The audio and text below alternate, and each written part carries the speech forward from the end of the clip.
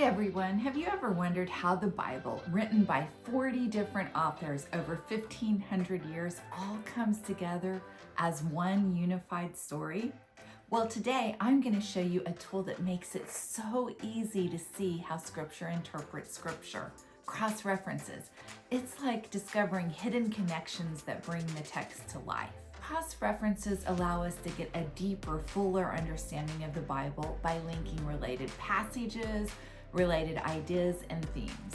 Today, I'm going to show you how to find these cross-references using my favorite online tool, Bible Hub.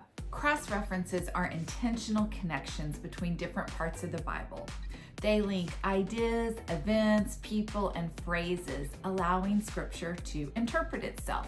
For example, the phrase, "in the beginning" in John 1:1 takes us all the way back to Genesis 1:1, where God created the heavens and the earth. This helps us see how the New Testament connects to the Old Testament. So you might be asking, why should we cross-reference? First, it helps you study the Bible for yourself without relying on commentaries. You're embarking on this personal journey of discovery, and there's something so incredibly fulfilling about doing it on your own.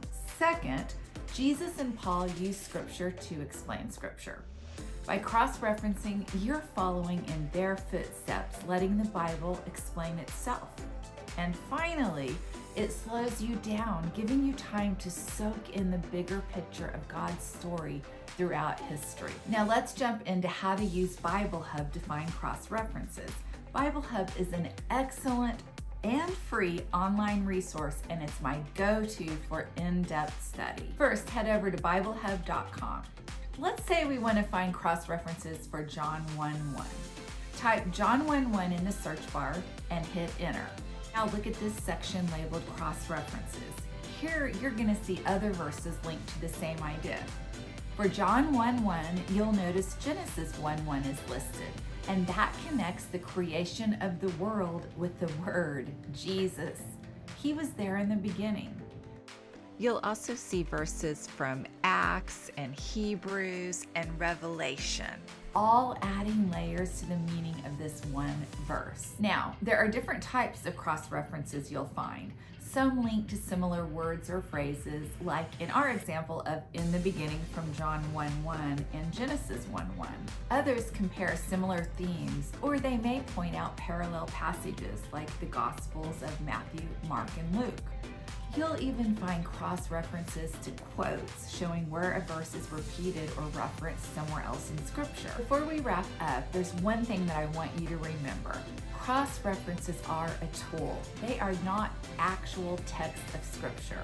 Publishers or translators added them, so while they're valuable, be mindful of their limitations.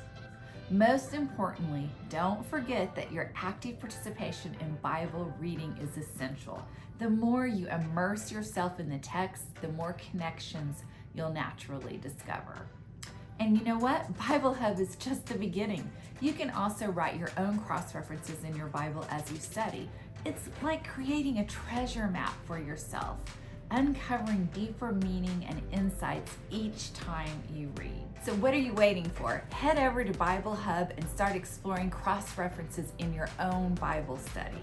Don't forget to subscribe, like, and share this video with anyone who wants to dig deeper into God's Word.